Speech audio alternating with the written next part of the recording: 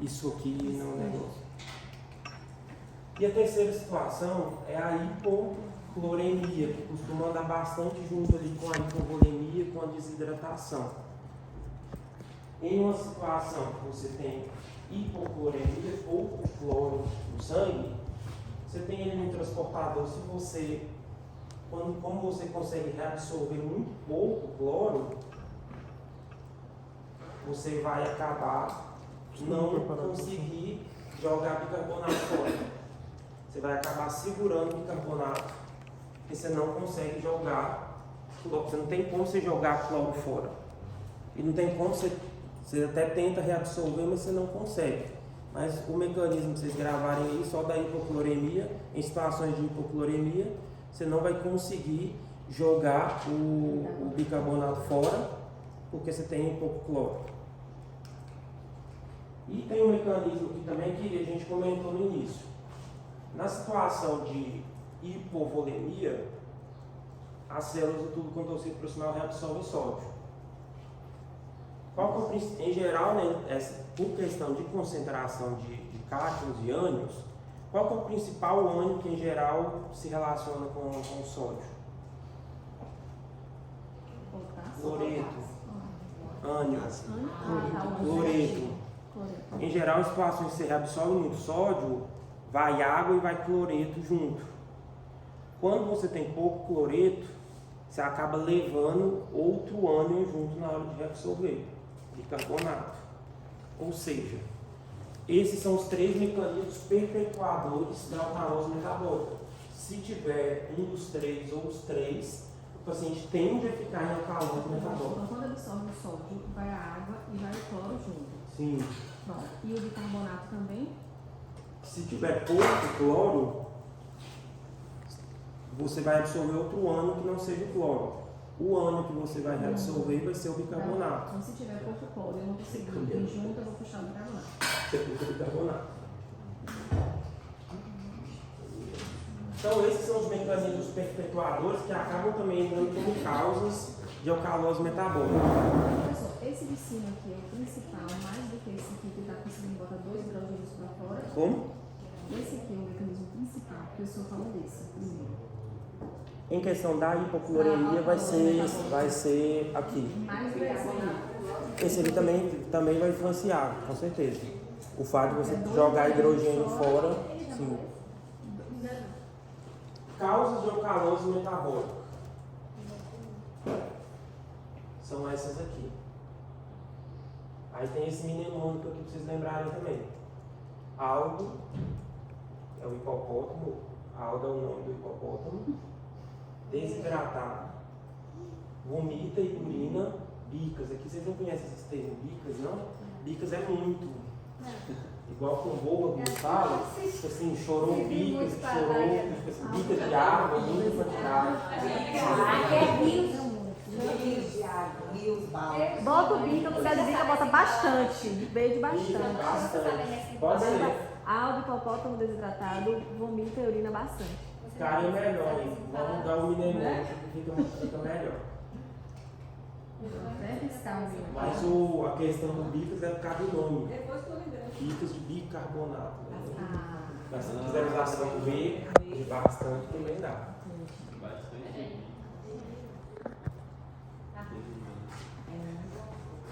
Pessoal, troquem aí no material de vocês, se vocês tiverem. Só que ficou um erro aqui. Não sei. Hiperaldosterona, se vocês tiverem o material aberto aí, risquem e coloquem no certo. Hiperaldosteronismo. O que é hiperaldosteronismo? Excesso de aldosterona.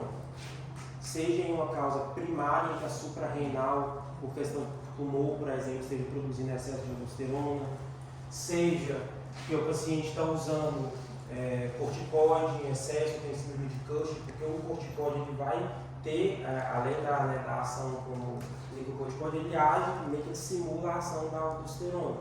Então, qualquer situação que aumente a aldosterona, outras situações que aumentam a aldosterona, quando que você vai aumentar a aldosterona? O que você tem que ativar para aumentar a aldosterona? Sistema renina-angiotensina-aldosterona. Então, qualquer situação que desencadeie isso aí, então hipovolemia, por exemplo, desidratação, desencadeia o sistema renal de retenção da aldosterona. Estenose de artéria renal, ainda está chegando pouco sangue na artéria renal.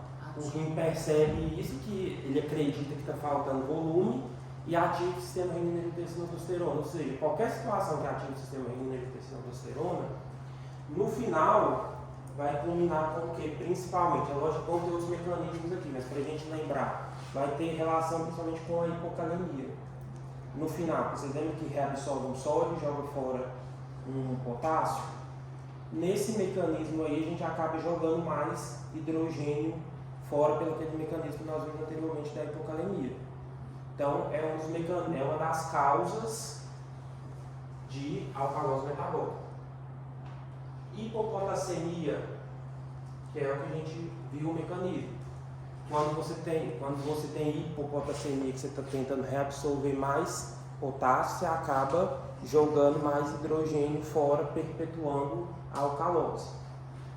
A desidratação foi o mecanismo que a gente viu. O corpo segura sódio, e aí, só que para ele aumentar essa reabsorção de sódio, ele acaba puxando bicarbonato com ele, lá no contorcido proximal. É claro, pessoal, que esses mecanismos são muito mais complexos, aí atuam no rim inteiro, só que não tem como a gente destrinchar isso aqui. Então, estou trazendo, digamos que a explicação principal do porquê que causa o distúrbio. Mas se vocês forem ver, é lógico, é um processo muito mais complicado. Vômitos, outra causa de alcalose metabólica. Por quê? Tanto vômitos, falando de vômitos de conteúdo gástrico, quanto sonda nasogástrica aberta, né? Você passa a sonda nasogástrica e deixa aberta drenando o conteúdo do estômago. Fazendo isso, você está eliminando o que do corpo? Volume. HCl. Volume também, às vezes você poderia, você está perdendo volume, então já entra lá naquele mecanismo da hipovolemia que perpetua. E ainda tem mais uma questão, que é a perda do ácido clorídrico. Ácido clorídrico você vai estar jogando fora tanto hidrogênio quanto cloro. E aí lembrem também daquela questão que a gente falou. Quando tem pouco cloro e o sódio, além de puxar água, ele puxa cloro junto para a célula, se tem pouco cloro ele vai ter que puxar um outro ânion. Ele puxa o bicarbonato. Ou seja, vômitos causam alcalose metabólica. Para vocês lembrarem disso, para não quebrar a cabeça, lembra que ácido clorídrico, mas você jogando ácido fora, você perpetua ali a alcalose metabólica. Ponto. Em questão de urina, aí aqui a gente está falando de uso de alguns tipos de diurético. A gente não viu lá, por exemplo, a cetazolamida causava acidose metabólica, que era um diurético específico. Aqui os diuréticos são a furosemida e os tiazídicos. A furosemida e o tiazídico, o que eles fazem em geral? Aumentam a excreção do rim de potássio, não é? E de hidrogênio, por múltiplos mecanismos lá, não vou entrar em tudo. Mas furosemida e tiazídico, o potássio vocês lembram, certo? Que eles causam hipocalemia. Aqui uma das ações dele também é jogar fora hidrogênio, então perpetua o mecanismo de alcalose. E o próprio uso de bicarbonato ou de outras substâncias alcalinizantes que são semelhantes ao bicarbonato, por exemplo, o citrato, que usa, se não me engano, em sangue, nas bolsas lá de concentrado, eles usam essa substância, citrato, lá meio que para estabilizar a substância, não sei muito bem qual é a função. Então, às vezes, o paciente em transfusão de concentrado de hemácias, por exemplo, pode fazer, às vezes, uma alcalose metabólica por causa de citrato lá na bolsa. E a mais comum dentro dessas duas aqui é a própria bicarbonato, você fazer bicarbonato no paciente, igual a gente vê que acontece muitas vezes, e aí você causa uma alcalose tratando uma acidose. O exemplo em que isso é mais visível é na cetacidose diabética. Lembra que a gente comentou? Em geral, quando você trata a cetacidose diabética, o corpo elimina aqueles ácidos muito rápido e normaliza o pH. Só que quando você deu bicarbonato, aquele excesso de bicarbonato ali, no momento, causa ali uma alcalose metabólica aguda. Não existe esse problema. Então, algo hiperaldosteronismo. Situações que aumentam a ação do sistema renina-angiotensina-aldosterona. Aí aqui lembra, se você der IECA, o que você está fazendo? Você está inibindo a aldosterona. Você inibiria o sistema renina-angiotensina-aldosterona. Hipopótamo, hipopotassemia ou hipocalemia.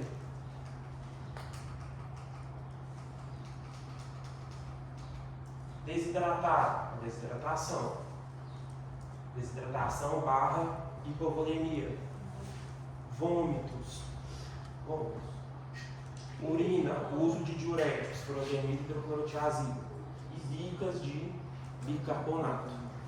Percebam que, em geral, são causas que se relacionam entre si, em que uma acaba levando a outra. O vômito leva à desidratação, que leva também a uma situação de um hiperaldosteronismo, meio que transitório ali, que também leva a uma hipocalemia, ou seja, só os vômitos causam isso. Ou seja, é tudo interligado. E o bicarbonato também. O quê? O vômito não vai. Sim, se aumenta a reabsorção de bicarbonato. Exatamente. Então são causas, em geral, você pegar uma, ela costuma estar interligada lá com a outra. E aí o tratamento de alcalose metabólica em geral é bastante simples. Essa questão do hiperaldosteronismo. Só uma dúvida em relação a essa parte do vômito.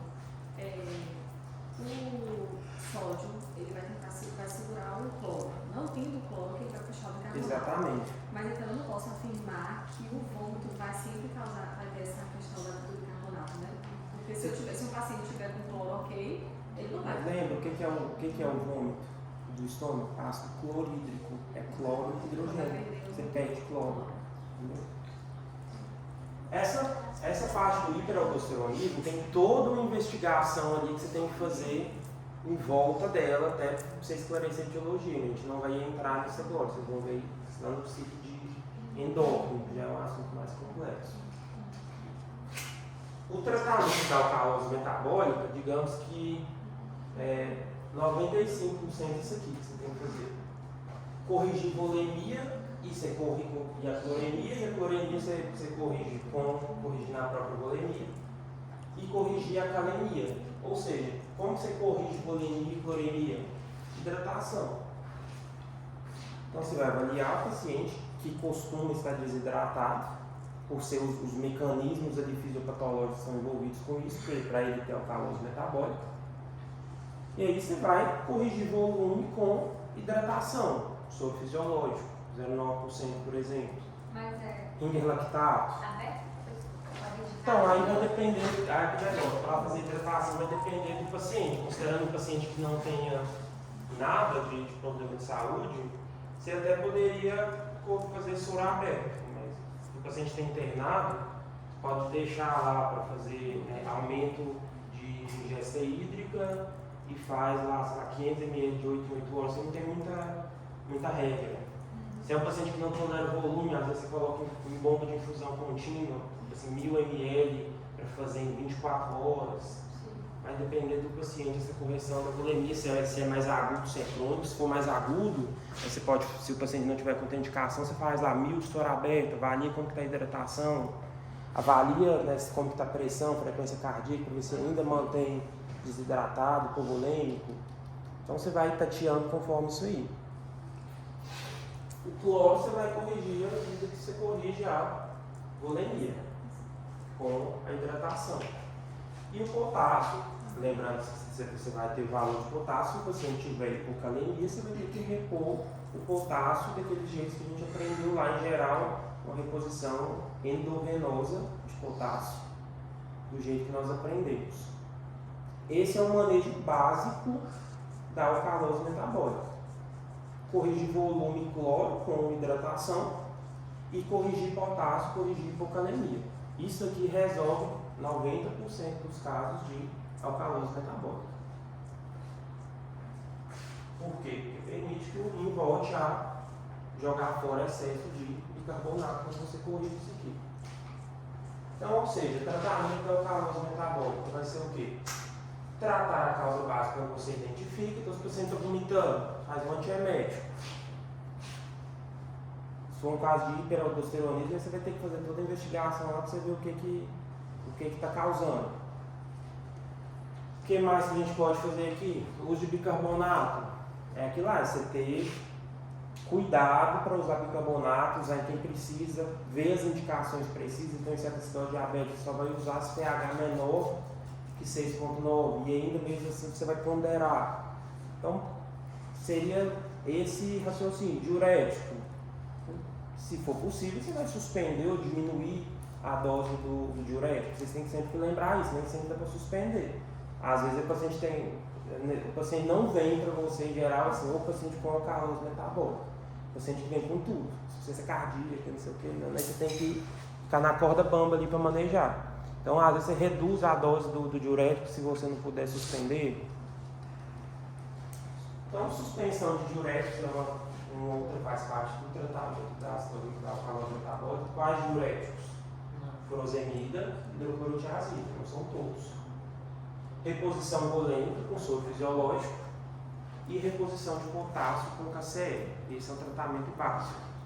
Existe uma outra situação aqui que determinados casos podem ser usados quando não tiver resposta a esse tratamento básico, que é o uso da acetazolamida, que é um diurético também. Vocês lembram que a gente falou que a acetazolamida ela inibe a anidrase carbônica e com isso não consegue reabsorver bicarbonato, esse bicarbonato vai embora. Então, nessa situação de alcalose metabólica, se você corrigiu tudo lá, corrigiu a volemia e corrigiu o potássio, mesmo assim o paciente permanece em alcalose metabólica, você poderia tentar o uso da acetazolamida, que é o Diamox, para tentar jogar um pouco de bicarbonato fora. E aqui ainda entraria até uma sexta situação que eu nem coloquei, porque assim, são raros casos que vão chegar a isso, que é hemodiálise. Hemodiálise para você eliminar o excesso de bicarbonato, mas em geral não precisa. A maioria, 90% dos casos, vai resolver corrigindo volemia e potássio.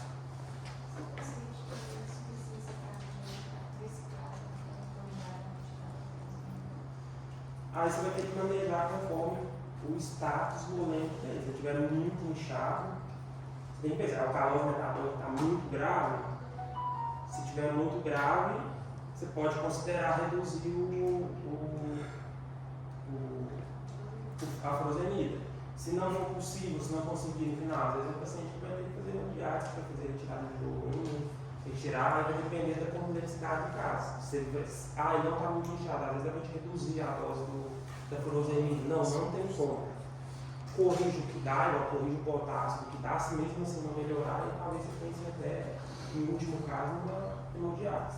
Vai depender da complexidade que ele tiver junto lá. O problema é esse, né? Que eles vêm em geral com muita coisa junto. Então, alcalose metabólica. Repito, o mais habitual que vocês vão ter que lidar e o que é mais cobrado em prova, quando vocês pegarem questão, vocês vão ver, é a acidose metabólica.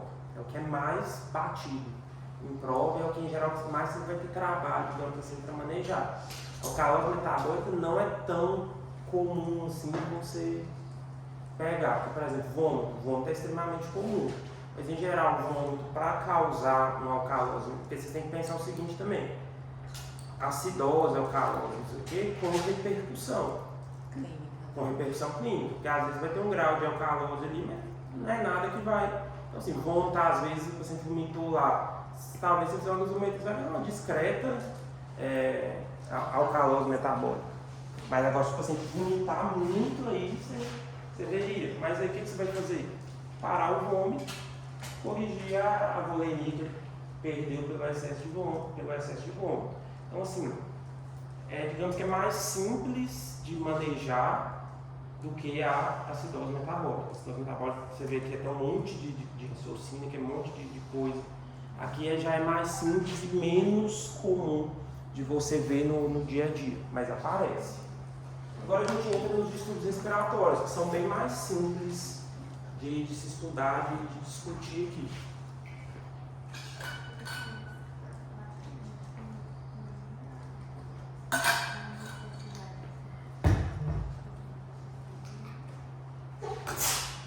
Então, o que a gente viu que era acidose respiratória? Seria uma acidose causada pelo aumento da PCO2, ou seja, tem aumento da concentração de CO2. O corpo está retendo CO2 devido a uma hipoventilação. Aí agora a gente vai começar a desconstruir algumas coisas que nós construímos. Na verdade, a gente vai entender melhor, porque se eu entrasse nisso lá atrás, ia atrapalhar totalmente. Que a gente viu o quê? Em uma situação em que você tinha acidose metabólica, o corpo fazia. Aí a gente falou taquipneia. Quando tivesse uma alcalose, ele fazia uma bradipneia. Só que não é tão simples assim. Metabólica, tô falando que a gente comentou até agora que os distúrbios respiratórios iam ser taquipneia e bradipneia. Digamos, não foi isso que a gente comentou até agora? Só que não é, digamos, só taquipneia e bradipneia, principalmente quando se trata de bradipneia por hipoventilação. Vamos entender isso aí melhor. Então, o que vai causar acúmulo de CO2? Hipoventilação. Só que hipoventilação não é só por bradipneia. Só a pessoa está respirando mais devagarzinho, diminuição da frequência respiratória. Tem outras coisas que causam hipoventilação. Quais são? Distúrbios ventilatórios restritivos. Então, você pega lá o pneumotórax, que a gente viu lá na aula de sêmio. Imagina que aquele pneumotórax é muito volumoso. O que ele faz? Ele comprime o pulmão. Então, o pulmão, se você for olhar, ele não está ventilando. Ele está restrito ali na caixa torácica, ele não consegue expandir, inspirar e expirar. Por ele não conseguir fazer isso, acaba acumulando CO2. Como que o paciente vai estar quando você olha para ele, o paciente com pneumotórax lá volumoso? Vai estar taquipneico. Só que, por mais que ele esteja taquipneico, tem ar lá comprimindo o pulmão nele, de modo que o pulmão não consegue expandir. Ele vai acumular CO2 do mesmo jeito. Vocês entenderam isso aqui? Porque isso aqui é o ponto crítico do distúrbio respiratório, que é simples de pensar, mas vocês têm que ter cuidado com isso aqui. Porque muitas patologias podem causar acidose respiratória ou alcalose respiratória, dependendo, digamos que, do ponto que ela está. Então, às vezes, o cara fez um pneumotórax pequeno, ele vai fazer taquipneia e vai jogar muito CO2 fora. Agora, se ele fez um pneumotórax muito grande, não tem espaço para expandir, o pulmão fica apertado ali, restrito. Com isso vai acabar, o corpo não consegue pegar o CO2 que foi produzido e jogar fora através do pulmão. Então, vamos falar, agora a gente vai entrar nisso aqui. Esses grupos que eu dividi, distúrbios ventilatórios restritivos, vocês não têm, digamos, que decorar grupo, não. Eu dividi para fim de compreensão para a gente discutir aqui, mas são causas, não, eu poderia listar todos juntos aqui, não tem problema. Aí a gente tem que falar uma coisa aqui. Qual é, em geral, um dos principais pacientes que vai fazer distúrbio respiratório? Paciente de ventilação mecânica. Essa questão de distúrbio ácido básico, vocês vão ver, né, quando você chegar lá na prática, que você vai ver muito mais em paciente grave. Em geral, onde você vai ver repercussão ali. Então, onde mais você tem paciente grave? Mais o paciente de UTI, paciente de emergência, onde você vai, dificilmente você vai pegar acidose ou calose com repercussão clínica no ambulatório. Tendem a ser pacientes mais graves, especialmente pacientes em ventilação mecânica. Porque imagina que o cara está entubado em ventilação mecânica, quem controla frequência respiratória, quantidade de ar que entra e sai, tudo é o ventilador. Então, se você programar lá para uma frequência respiratória mais baixa, ou para entrar um volume mais baixo, ele vai acabar retendo o CO2. depende do que você programa. E essa programação que eu estou falando que às vezes fica assim, nem sempre é porque programou errado, digamos assim, ou não adaptou ainda. Porque tem situações, por exemplo, tem causas neurológicas, que você faz ventilação, causas pulmonares, desculpa. Você faz ventilação protetora por determinadas causas. Então você meio que você deixa uma alcalose, uma acidose ali, porque precisa, digamos assim, desde que não seja muito grave. Enfim, onde eu quero chegar? Que um dos grandes pacientes que vai ter alteração distúrbio respiratório é o paciente em ventilação mecânica, porque ele depende totalmente ali do ventilador e conforme você programa ali, ele pode fazer acidose ou alcalose de acordo com a frequência respiratória e com o volume de ar que entra, certo?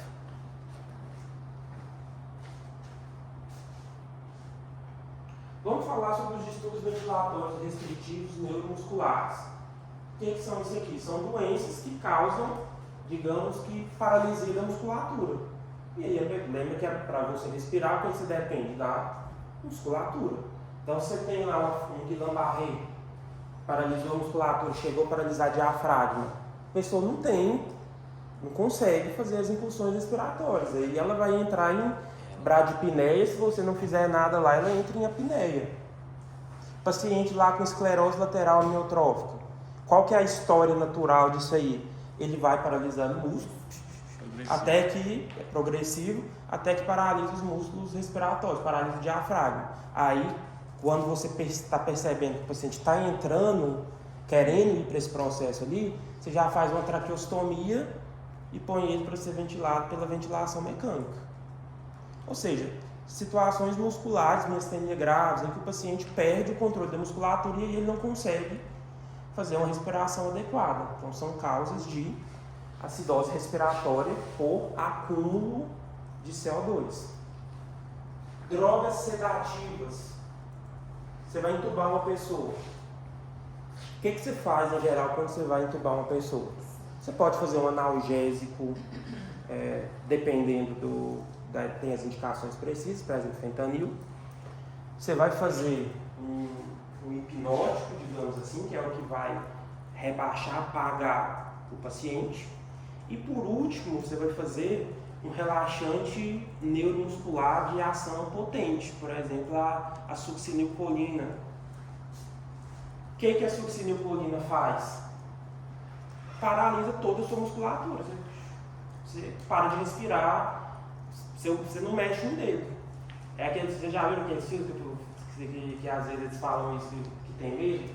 Imagina que você faz só isso aqui sem sedar o paciente, sem apagar ele. Ele vai estar acordado, sem conseguir mexer um dedo. É uma sensação quando o filme mais deixa de errar. Não é? É até um medo que a gente tem de você ficar acordado, vendo o que está fazendo e não conseguir mexer. Não é um medo que a gente tem? Então, essas drogas fazem isso. Imagina que você vai entubar um paciente, e isso acontece com frequência, faz lá o relaxante muscular. O paciente faz apneia. Por mais que você está ventilando lá, o paciente tem apneia. Se você demora, aí vocês vão ver isso. Aí vai, tenta entubar, não consegue entubar. Aí vai, às vezes o paciente começa a acordar. Aí faz medicação de novo. E prolonga aquele processo lá em que o paciente está lá em apneia. Isso é frequente, vocês vão ver. O paciente vai fazer o quê? Vai acumular CO2 e fazer uma acidose respiratória. Lembra que essa acidose respiratória, dessas causas que a gente está falando, tem causas que causam acidose respiratória que é aguda ali, e depois que você normalizar ela vai tender a melhorar, e tem essas causas que vão perpetuar por mais tempo. Então, drogas sedativas podem causar. Sim. Não está saindo.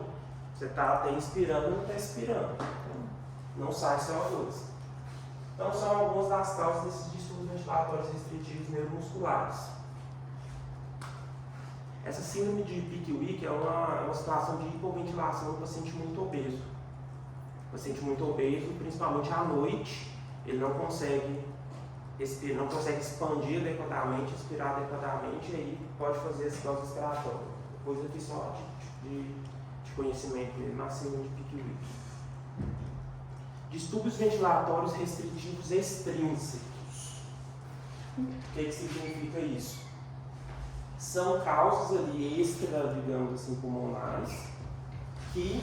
Professor, vocês queriam precisar fechar essa reunião e abrir o canal, né? Beleza. São causas que não deixam o pulmão expandir. Então, pneumotórax volumoso. Entre uma grande quantidade de ar, o pulmão não tem para onde expandir. Derrame pleural que a gente viu. Faz um derrame pleural muito volumoso, o pulmão não tem para onde expandir, porque está cheio de líquido. Então, se você, aí é o que eu falo que é para vocês terem cuidado, tanto para a prática quanto para a prova. Se você olhar um paciente com derrame pleural muito volumoso, pelo menos no início, como que ele vai estar? Vai estar taquipneico para tentar compensar. Só que mesmo ele estando taquipneico, não tem lugar para o pulmão expandir, inspirar, expirar. E aí ele acumula CO2. Então, cuidado. Percebam que lá no slide eu sempre coloquei lá, pneumotórax grande, derrame pleural volumoso. Então, são situações que tem muito ali que não deixa o pulmão expandir. Derrame pleural pequeno vai causar isso aqui? Não. Pneumotórax pequeno que acontece vai causar isso aqui? Não. Então, cuidado. Você fala que não vai ter o mesmo nível de acúmulo de CO2. É isso? Pequeno? Sim, ele não vai ter aquele acúmulo, porque o pulmão consegue expandir. Pouco, mas vai conseguir Em fazer geral, uma imagina você ter um derrame pleural pequeno. O que o paciente tende a fazer? Se tem uma área de derrame pleural, ele tende a aumentar a frequência respiratória. Ele vai jogar muito CO2 fora. Considerando que é um derrame pleural pequeno, o pulmão expande ali de boa. Só que for muito grande, por mais que ele faça taquipneia, não tem para onde o pulmão expandir e acumula CO2. É esse o raciocínio. Vocês sabem o que é tórax instável? Tórax instável, vocês vão ver lá na parte de cirurgia quanto a trauma, a pessoa sofreu algum problema como um acidente de carro, um acidente em geral, que a pessoa quebra vários arcos costais. Pelo menos, a gente fala assim, pelo menos uns 3 arcos costais seguidos em 2 pontos diferentes. Por quê? O próprio fato, né, de você quebrar essa quantidade de costela, isso aqui dói muito. O paciente não vai. Ele vai segurar o máximo possível para respirar, porque dói muito. Qualquer situação de dor, uma dor muito importante, igual o tórax instável, o cara fraturou um monte de costela, você não consegue inspirar e expirar, expandir o pulmão de forma adequada. O paciente tem até a respiração paradoxal, que é, você inspira, quando você inspira o tórax levanta, mas a área que está aquele monte de costela quebrada ali afunda. Na hora que ele expira, o tórax retrai, a costela que está quebrada vai para frente. Aí tem a respiração paradoxal. Então, sim. Então, qualquer situação que cause dor intensa, que a gente mais lembra é do paciente que fez, né, múltiplas fraturas de arcos costais, que impede ele de respirar adequadamente por causa de dor. Pós-cirurgia cardíaca pode acontecer, né? Pós-cirurgia cardíaca é uma complicação. Mas imagina, com uma cirurgia cardíaca, o cara racha seu peito, pega o osso ali, ó, pá, tudo. Racha tudo ali, até chegar no tórax, cirurgia aberta. Dói pra caramba, o paciente fica com uma dor absurda aqui. Se não tiver analgesia adequada, ele sente tanta dor que ele não vai conseguir expandir o tórax, porque dói pra caramba. Então, lembrem disso aí também.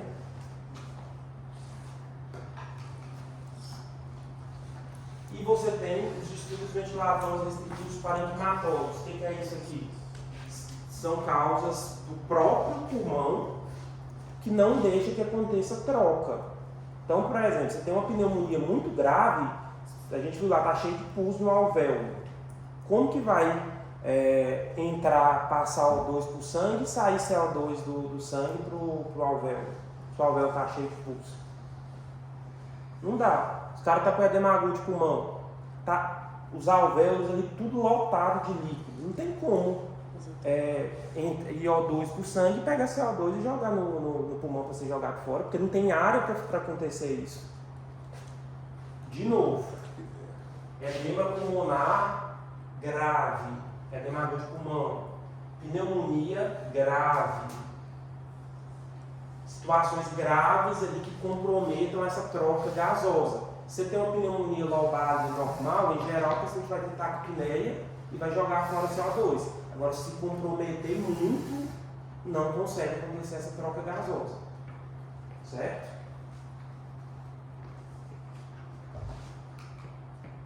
E os distúrbios ventilatórios obstrutivos.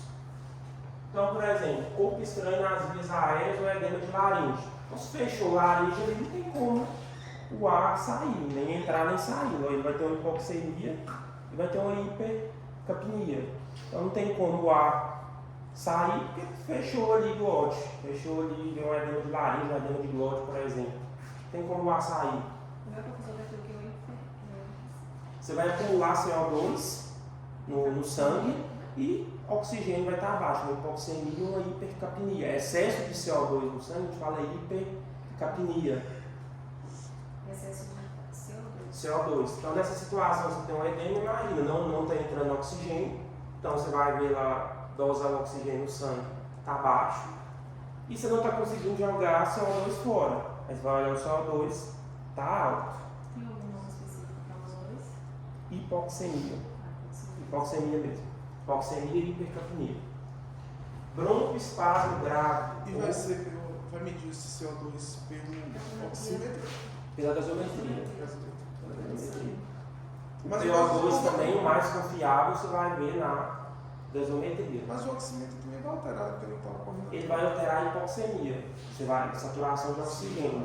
Agora o CO2 você não tem como saber pelo oxímetro se está alterado. Broncoespasmo grave. Então, por exemplo, uma crise de asma muito grave. Fecha os brônquios ali tudo. Broncoespasmo. Broncoespasmo é diferente de crise asmática, tá? Mas estou falando mesmo de raciocínio. Então, crise asmática, por exemplo, bronco fecha. Então não consegue fazer a troca gasosa. Cuidado aqui também, ó, DPOC em fase avançada. DPOC em fase avançada, você tem uma destruição tão grande de alvéolo que você não consegue fazer troca gasosa. E o que acontece com o enfisema? No DPOC você tem o quê? Então, vamos falar. O DPOC tenham sempre isso em mente. DPOC não é bronquite ou enfisema. DPOC é bronquite mais enfisema. Pode até, às vezes, prevalecer um ou outro, mas você tem os dois juntos. E o que é o enfisema? Você tem uma perda da arquitetura alveolar. Então, aqueles múltiplos sacos de alvéolo ali que ficam separadinhos, eles começam a perder, né, as paredes deles ali, por causa da ação do cigarro, e vai relaxando, vai virando um alvéolozão desse tamanho aqui, o saco. E concordem que, né, aquele alvéolozinho pequenininho ali, ele tinha elasticidade, entrava ar na hora que era de expirar e lógico que não colava, né, jogar ar fora. No enfisema, né, dentro do DPOC, aquele alvéolo relaxado ali, até entra ar, mas ele não consegue jogar ar fora. Aí na hora que ele vai fechar, ele não tem força, ele está todo relaxado. Aí ele faz assim, o paciente expira um pouquinho, mas vai ficar sempre ar acumulado dentro do pulmão. E ar pobre em oxigênio, por isso que ele vai ter hipoxemia e vai ter hipercapnia. Porque quando ele for inspirar de novo, já tem ar lá dentro. E aí não consegue entrar a mesma quantidade de ar. E sempre ficará ar lá, e não consegue jogar a mesma quantidade de CO2 fora. Vocês vão ver na prática que DPOC é um problema com hipercapnia, com excesso de CO2, por essa questão que eu estou falando aqui. Tem paciente, às vezes, que chega lá DPOC descompensado com 70 de PCO2. Aí você tem coisa até em VNI, que é aquela ventilação não invasiva, que é tipo uma ventilação mecânica, vamos dizer assim, só que sem o paciente estar entubado. Você coloca uma máscara que faz uma pressão positiva para o paciente inspirar e expirar. Às vezes você tem que fazer isso meio para obrigar o aumento da frequência ali para tentar jogar CO2 fora. Então o DPOC em fases avançadas é um grande problema essa retenção de CO2, certo? DPOC no iníciozinho não.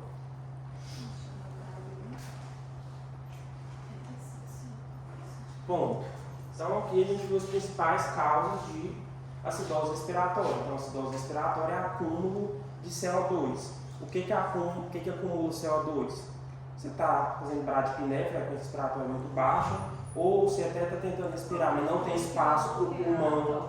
Sim, qualquer coisa que aconteça ali que impeça o paciente de expandir adequadamente. Basicamente isso. Patológico, tal, né? Sim. Obstrução. Repito, e prestem atenção e formulem esse raciocínio na cabeça de vocês, que é do problema muito grave e do problema em fase inicial. Uma pneumonia em fase inicial ali, vai fazer uma taquipneia, o paciente vai ter que fazer o quê? Jogar CO2 fora e fazer alcalose respiratória. Então tenham sempre esse mecanismo do situação que já não dá mais para acontecer a troca, o pulmão não consegue expandir. Então qual é o tratamento da acidose respiratória? Tratar a causa base. O que é tratar a causa base? Então, o paciente com doença neuromuscular, esclerose lateral amiotrófica, Guillain-Barré, miastenia grave, se chegar ao ponto de comprometer os músculos respiratórios, você poderia fazer, por exemplo, aqui eu estou falando assim, é lógico que tem mais coisa envolvida. Poderia fazer uma traqueostomia, com o paciente em traqueostomia para respirar em ventilação mecânica. Paciente com pneumotórax, o que você vai fazer? Se for um pneumotórax hipertensivo, você vai fazer aquela toraxentese de alívio no quinto espaço intercostal, lembra? Só para tirar o excesso de ar. E depois, qual que é o tratamento do pneumotórax? Dreno de tórax. Aí você faz dreno de tórax para tirar o excesso de ar lá e o pulmão conseguir expandir de novo. Se o paciente está com derrame pleural muito volumoso, o que você vai fazer? Toraxentese de alívio. Lembra da toraxentese de alívio que você faz aqui na linha hemiscapular, melhor no sétimo espaço intercostal, você tira o excesso de líquido pelo derrame pleural. Quando tem muito, você vai pôr o gelcozinho lá e põe uma mangueirinha em geral e deixa embora o tanto que sair. É o que você vai fazer para o pulmão conseguir voltar, expandir. Pneumonia. O básico ali é antibiótico. Hoje vai ter outras coisas envolvidas ali, mas o básico do tratamento da pneumonia é antibiótico. Vai ter fisioterapia respiratória, às vezes de bronquiolitador, às vezes de corticótico. O basicão é antibiótico. Congestão pulmonar. Basicamente, o uso de diurético, grosso modo. Broncoespasmo, paciente com DPOC, bronquidilatador. Entendeu? Que é mais simples, vai depender, você basicamente tem que tratar a causa, não tem que você ficar. Paciente entubado em ventilação mecânica, você vai ajustar os parâmetros do ventilador mecânico e mostra que o paciente jogue mais fora só menos. Ponto. Eu não vou entrar aqui em discussão de ventilação mecânica, que já é mais complexo. Depois, se vocês quiserem saber detalhes, pergunta a Tiana, ele está falando para você. Ela explica você para ajustar o ventilador mecânico, o que você faz. O professor, na pneumonia vai ter alcalose respiratória para dar taquipneia? Se for na fase inicial, mais tradicional, sim. Se for uma pneumonia que ficar muito grave, tende a fazer acidose, porque aí não tem como trocar. Mas pensando na pneumonia ali no início, a pneumonia em geral, tende a causar mais alcalose por taquipneia. Liberação do seu Sim. Então a pessoa na questão da acidose sempre pensa em condições mais graves, mais complexas. Dentro dessas doenças que são comuns, sempre pensa assim, se a prece ele consegue de fato comprometer a ventilação. É lógico que isso é muito subjetivo, o limite em que é um e o que é outro aí. Mas vocês têm que ter isso em mente, porque você pega uma gasometria, você vê uma acidose respiratória, você tem que entender isso. Porque você vai ver e você fala, não tem explicação. Você está taquipneia, que ele está jogando CO2 fora, por que na gás aqui ele está acumulando CO2? Porque não é só questão da taquipneia. O pulmão, para essa taquipneia, digamos, de ser efetiva, tem que ter expansão pulmonar. E ele fala agora da alcalose respiratória, que também é bem tranquilinho. O que é alcalose respiratória? Quando o CO2 cai no sangue, então você tem baixa de CO2 no sangue. Isso é alcalose respiratória. Em geral, qual situação vai causar baixa de CO2? O contrário, hiperventilação. Aí aqui não tem muito aqueles detalhes no outro, porque não tem como, digamos, expandir mais do que o normal. Então, basicamente vai ser o mecanismo da taquipneia. desde que, coloquei aqui, ó, situações de taquipneia em que não exista restrição ou obstrução da ventilação. Então, causas de alcalose respiratória. Paciente em ventilação mecânica que está fazendo hiperventilação, sepse, aí aqui a gente vai entrar em parênteses para vocês terem cuidado. A gente viu que a sepse causa o quê? De distúrbio metabólico. Responde, senão eu vou dar um tapa na orelha de vocês. Dá no meu que eu tô dormindo. Sepse causa que tipo de disfunção? Acidose ou alcalose metabólica? Acidose metabólica por hiperlactatemia, aumento de lactato. Já vou tirar ali os dois pontos qualitativo de todo mundo. Eu pesquei Sim, isso fala dele. disso. Atividade. Eu vou falar hoje à tarde de atividade. Tá todos dependendo dessa qualitativa. Tá, essa qualitativa tá só esperada. Pois é, e não vai ser só fazer, né? Vou avaliar a qualidade do trabalho determinado para determinar a fazer. Então vamos lá. Sepse. A sepse a gente viu que causa acidose metabólica. Qual distúrbio respiratório que compensa a acidose metabólica? Alcalose Alcalose respiratória. Então, quando você tem uma acidose metabólica com sepse, você já tende a ter alcalose respiratória para compensar. Só que aí vem uma questão. A própria sepse vai lá onde fica o centro respiratório? No bulbo. Então, a própria sepse causa alterações do centro respiratório e causa ainda mais taquipneia. Então, contribui ainda mais para a alcalose respiratória. E são aqueles casos que a gente viu lá, que a alcalose não é compensatória. Está fazendo mais alcalose do que devia, já é patológica.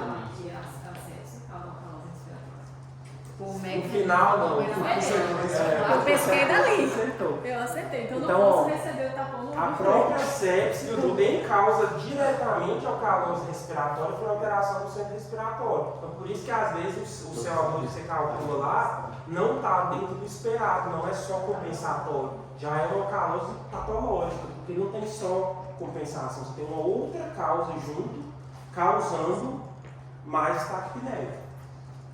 Dor causa taquipneia. Então, situações que o paciente está com muita dor, ele vai hiperventilar. Vai hiperventilar, vai ficar taquicárdico, vai ficar hipertenso. Logicamente, depende da intensidade da dor. Febre também tende a causar taquicardia e taquipneia por alteração do sistema, do centro regulador da respiração. Ansiedade grave. Então, crises de ansiedade, crises de pânico que se prolongam muito, que são muito intensas, podem causar alcalose respiratória, porque a pessoa fica extremamente taquipneica, taquicárdica, hipertensa. assim, alcalose. Você fica com alcalose respiratória. Gestante. A própria gestante, ela fica ali num basalzinho de alcalose respiratória, porque à medida que o útero, principalmente gestação mais, né, lá na frente, e à medida que o útero cresce, você causa uma elevaçãozinha do diafragma. Não é uma restrição, digamos assim, a ponto de impedir a expansão.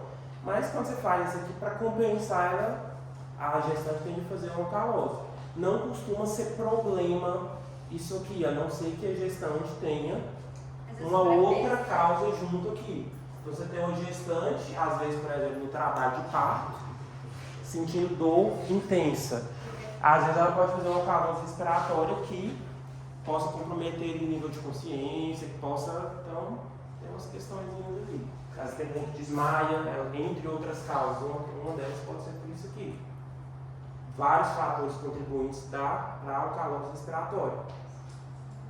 Outra causa de alcalose respiratória que hoje não tem muito mais é festa de aniversário. Você tinha que encher balão, hoje em dia não tem isso mais, mas antigamente, né, você tinha uma festa de aniversário, a gente enchia na boca os balões. Vocês lembram disso? Às vezes você ficava enchendo balão, na hora que você vê, você estava tontinho. Aí você tinha, por isso, por alcalose respiratória. Você hiperventilou tanto que você jogou o CO2. Como você fica Pronto. Enfim, isso aí só para vocês lembrarem aí do balão aí, hoje em dia não é mais uma realidade.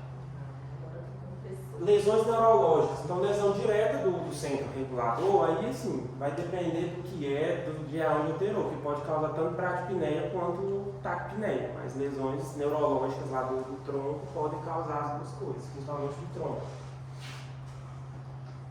Intoxicação por salicilar. Lembra que a gente falou lá que o AS era uma causa de acidose metabólica, igual a sepse.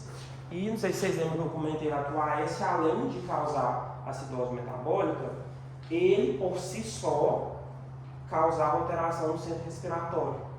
Ou seja, você já tem uma alcalose respiratória que já é esperada, supondo que você tem uma acidose metabólica pelo AS.